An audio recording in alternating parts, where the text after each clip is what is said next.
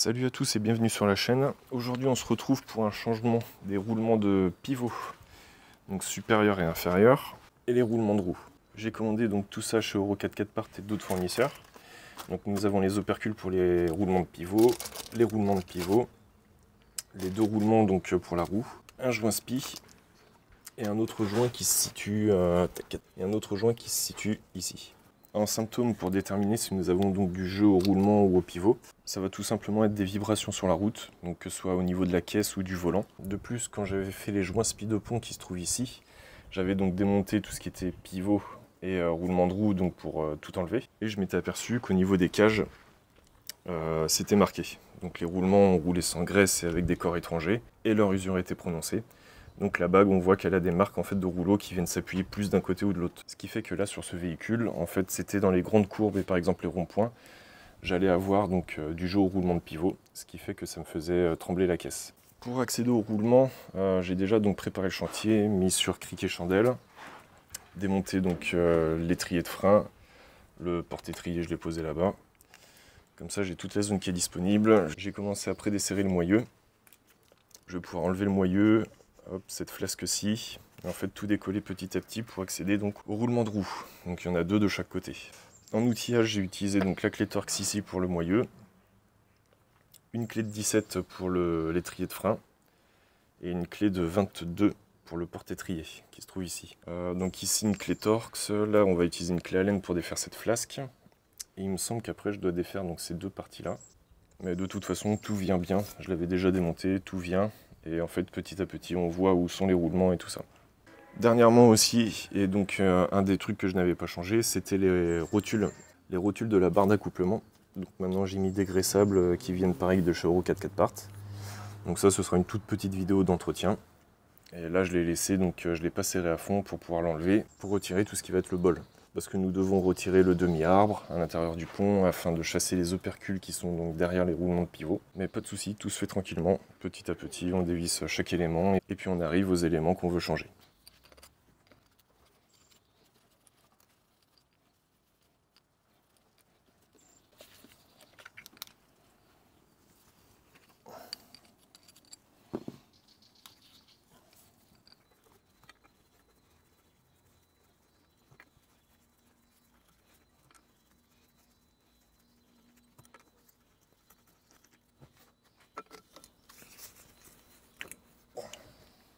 Après avoir retiré cette flasque, on a donc la bague de serrage du roulement, donc qui se trouve ici, c'est deux vis cruciformes.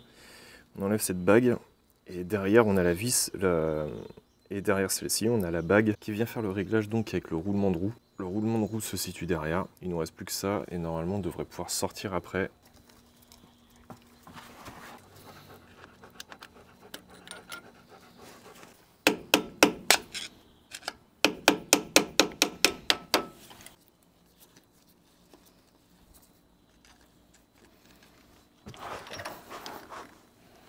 Voilà, le roulement va être visible.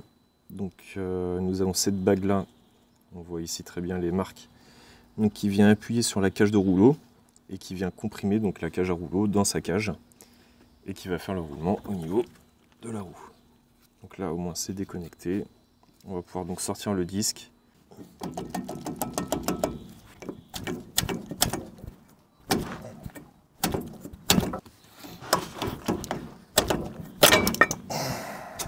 Normalement, il me semble qu'on devrait utiliser un extracteur à roulement.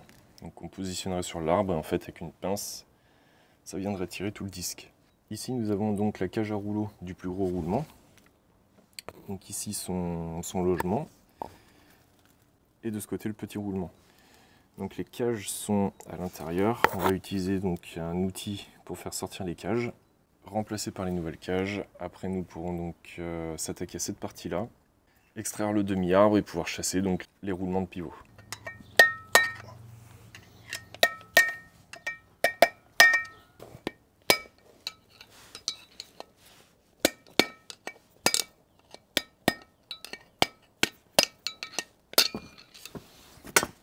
La cage à rouleau est sortie. Je vais pouvoir directement remettre donc nettoyer et remettre la neuve.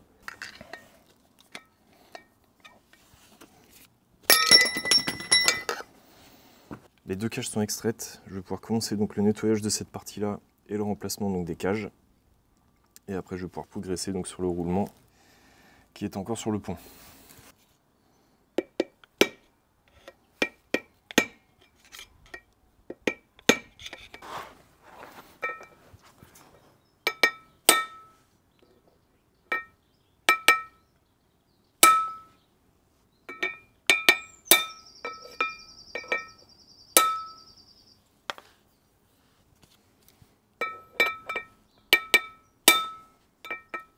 Voilà, les nouvelles cages sont mises, donc normalement ce serait à la presse idéalement, ou sinon il me semble qu'avec un petit carré de bronze en fait qui va s'écraser et absorber le choc, même si c'est de l'acier forgé donc qui fait les cages et les roulements.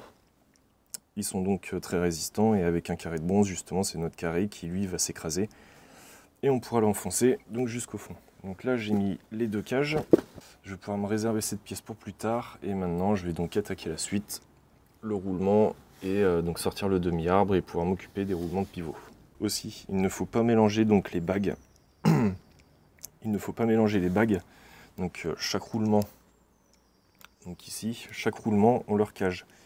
Et donc même si on échange une cage donc d'un diamètre avec un autre, ou alors si on remplace juste les rouleaux et pas la cage, en fait ils sont usinés pour être ensemble. Donc on aura un léger décalage et enfin voilà, c'est pas une chose à faire.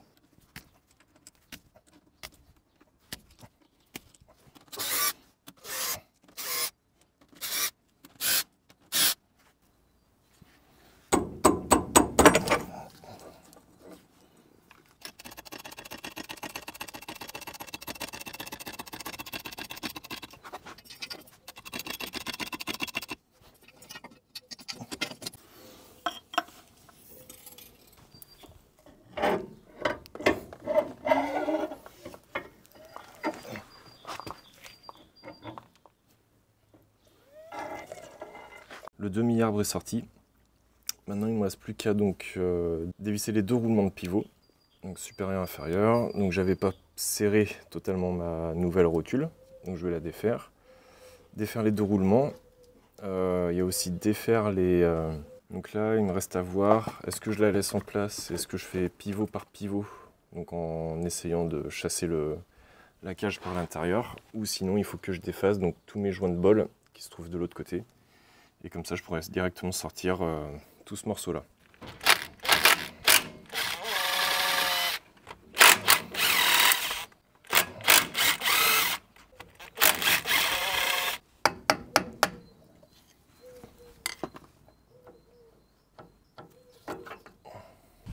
Une fois arrivé là, on va pouvoir desserrer donc les vis qui tiennent le cerclage sur les joints racleurs du bol.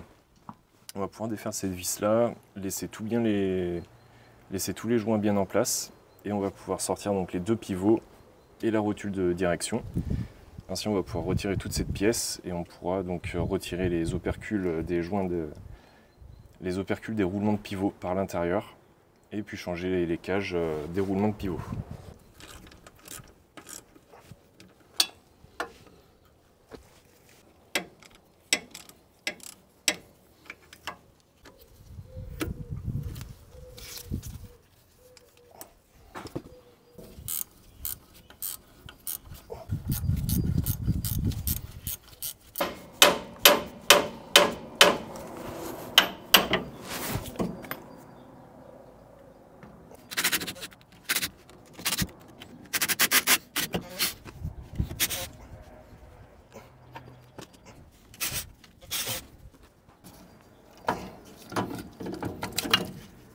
Hop.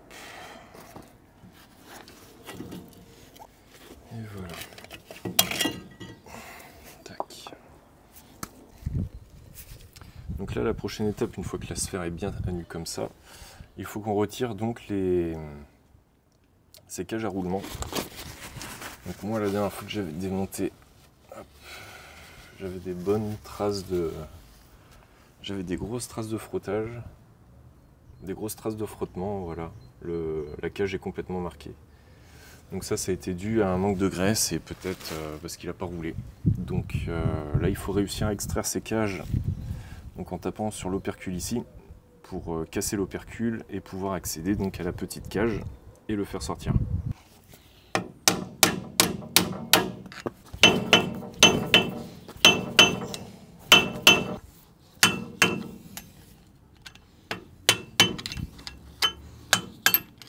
Et voilà. Donc ça, c'est les anciennes cages des roulements de pivot. Elles étaient donc bien marquées. De toute façon, je l'avais vu quand il y avait de la mayonnaise, quand j'avais changé les joints racleurs. Mais là, du coup, c'est bon, ça va être changé. Donc normalement, ça devrait mieux rouler. Donc ça, une bague, faut qu'elle soit vraiment toute lisse. Faut pas qu'il y ait de corps étranger. Et sinon, si en fait on voit des marquages, c'est que les rouleaux viennent s'appuyer contre la cage, donc il y a un mauvais réglage ou alors il n'y a plus de graisse. Alors moi, mon cas, c'était vraiment qu'il n'y avait plus de graisse. Quand j'avais démonté la dernière fois, je vous mettrai quelques images. Mais voilà, il y avait carrément de l'eau qui avait coulé quand j'avais démonté les roulements de pivot.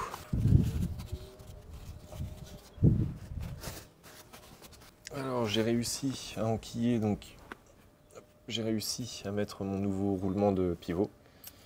Voilà, donc ça roule impeccablement bien. On voit que les nouvelles cages sont pas marquées. Voilà. Et ça, donc c'est l'ancien. Ça, c'était l'inférieur que j'avais déjà graissé la dernière fois. Donc il faut glisser un tournevis et essayer de trouver la base du roulement pour pouvoir l'extraire. J'ai essayé avec un extracteur de roulement, mais j'ai pas réussi. Donc si vous avez un meilleur outil, n'hésitez pas à me le donner.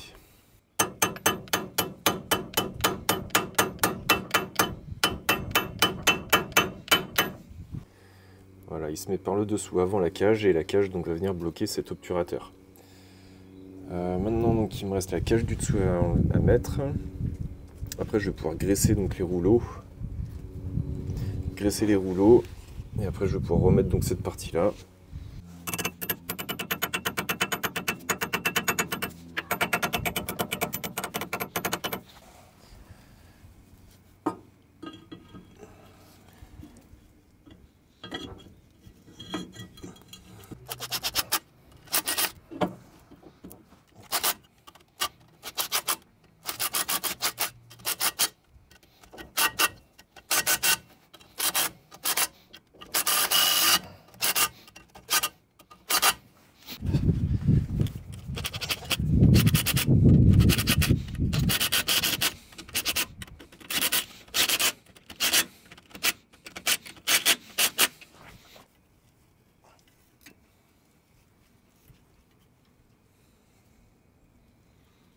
Voilà, donc j'aurais déjà bien avancé pour aujourd'hui. J'ai remis donc les joints.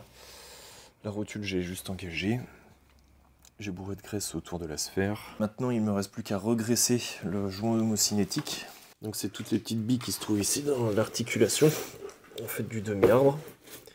Donc là, bien remettre de la graisse. Et puis après, renvoyer le demi-arbre à l'intérieur. Et puis remonter donc le roulement qui va venir... et donc remonter la fusée. Après réemboîter le disque de frein. On pourra remettre donc le nouveau roulement aussi dans le disque. Et puis ce sera bon. Donc voilà, ça je ferai ça demain. Là pour l'instant je vais finir le demi-arbre. Je vais le regraisser et je vais le remettre en position en essayant d'avancer un petit peu. Mais sinon voilà quoi, c'est un petit peu chiant à faire, faut être équipé.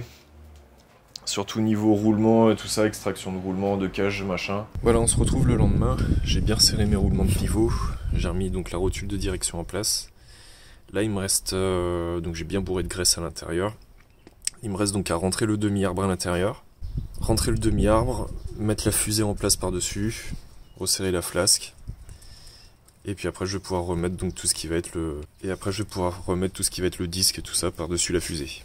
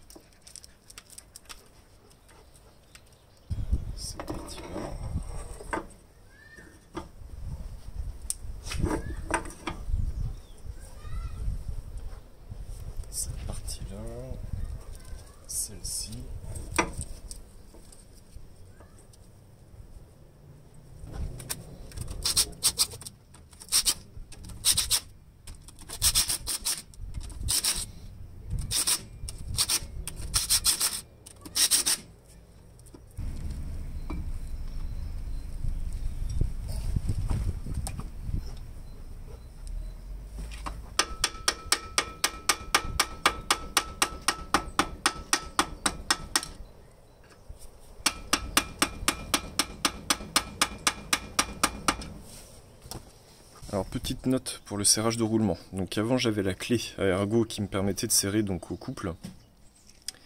Ma clé à ergot a cassé à la dernière utilisation, donc là en fait technique basique, c'est d'utiliser un tournevis plat donc au niveau de la bague pour la faire tourner et la serrer. On va pouvoir voir en même temps comment se passe un réglage de roulement sur le Nissan Patrol. Donc là on a bien vu, j'ai tapé au maximum, ce qui fait que la roue est bloquée, impossible de la tourner. En préconisation, il faut donc serrer cette bague au maximum que l'on peut, sans être trop brute non plus. On la tape pour la visser, donc ça va venir serrer tout le roulement. Une fois qu'elle est serrée à son maximum, on peut la desserrer. Et là, on va la resserrer, mais à un couple donc moins important et qui ne va pas bloquer donc la roue. Donc là, c'est ce qu'on va voir. Là, je l'ai serrée au maximum, je vais la desserrer, puis je vais la resserrer. Donc c'est une bague qui va écraser tous les roulements dans leur cage, donc avec la graisse, tout ça. Et tout ce qui va être le joint spi, le demi-arbre, etc. Donc ce serrage est très important. Après là, vu que c'est un changement de tous les roulements, il va falloir, donc je vais faire mon réglage. Il va falloir faire quelques kilomètres avec le véhicule, le temps que des vibrations se créent, que les cages, tout ça prenne leur place, les rouleaux, etc. Et après quelques kilomètres, je pourrai m'occuper du réglage final du roulement. Et là on sera bon, ce sera parti pour quelques kilomètres.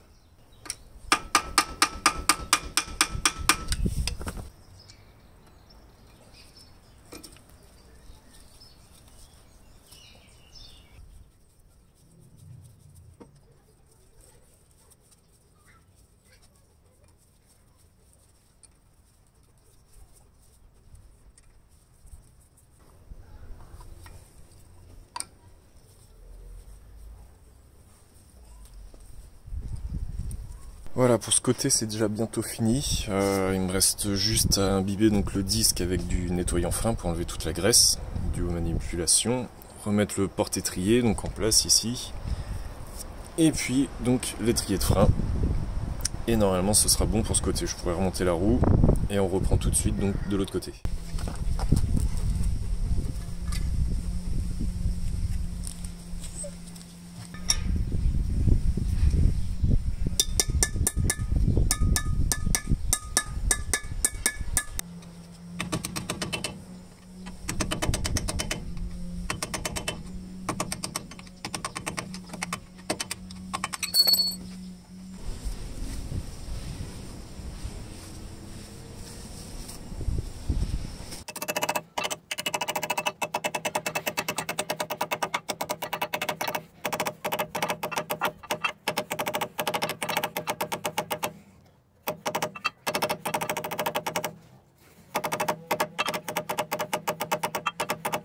Hop, mes roulements sont en place, bien repérer les bonnes cages. Tac, tac, tac. Voilà, les vis sont en position et on va serrer tout doucement.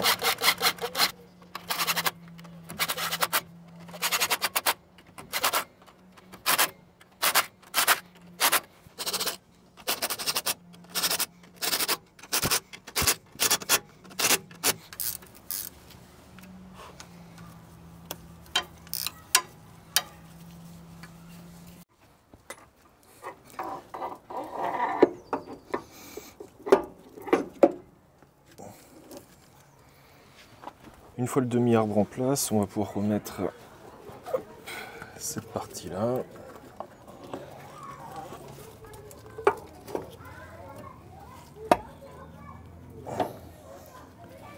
Ainsi que la flasque.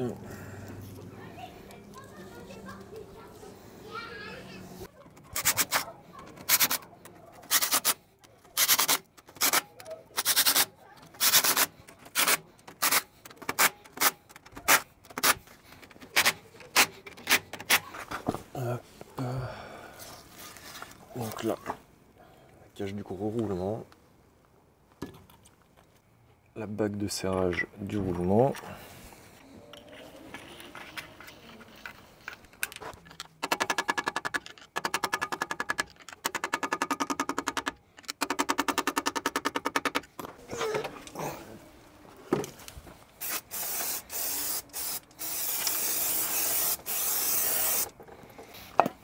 un coup de nettoyant frein pour nettoyer le disque, pour remettre le support d'étrier.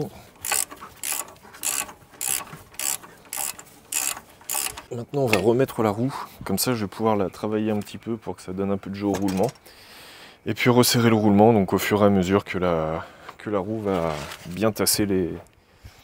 Au fur et à mesure que la roue va tasser en fait les roulements dans leur cage. Je vais resserrer mon roulement, enfin la bague de serrage, bouger mon pneu, resserrer.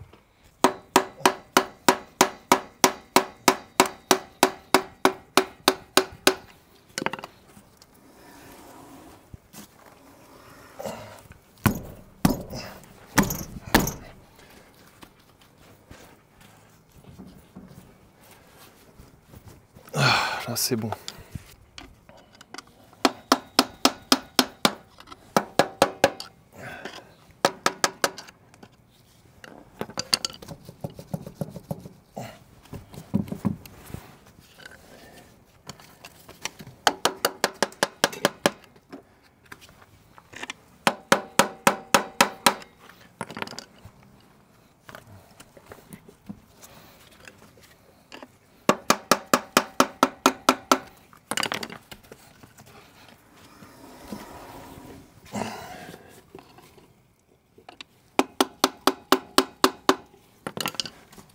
Hop, on desserre un petit coup.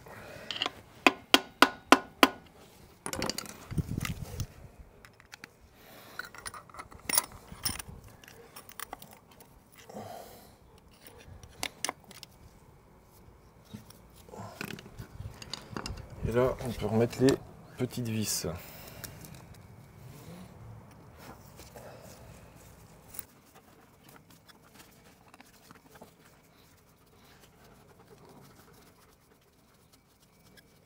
Voilà, la vidéo sur comment changer donc les roulements de roue et les roulements de pivot est finie. Là j'ai encore la roue en l'air, il faut que je la repose au sol. Après avoir fait les pré-réglages des roulements, il faudra faire quelques kilomètres au moins donc, pour laisser travailler un petit peu les roulements. Donc ça va être prendre des dodanes, des virages, etc. Des petites bosses, de façon à ce que ça secoue et que le roulement prenne bien sa place. Après une dizaine, une cinquantaine de kilomètres, on peut resserrer donc le roulement. Et là, ce sera, je pense, le serrage final. On peut resserrer le roulement, mais moi, je préfère le faire encore une deuxième fois après, quelques kilomètres encore. Parce qu'avec la nouvelle graisse, le temps qu'elle rentre bien dans les rouleaux, etc., ça se fait pas en quelques tours de roue, quoi. Voilà, sinon pour faire le point, c'était quand même assez chiant. En fait, pour extraire le roulement donc, qui est sur la tige du pivot, c'était un petit peu chiant. Donc il faut bien être équipé entre les extracteurs à roulement, donc à griffe, etc.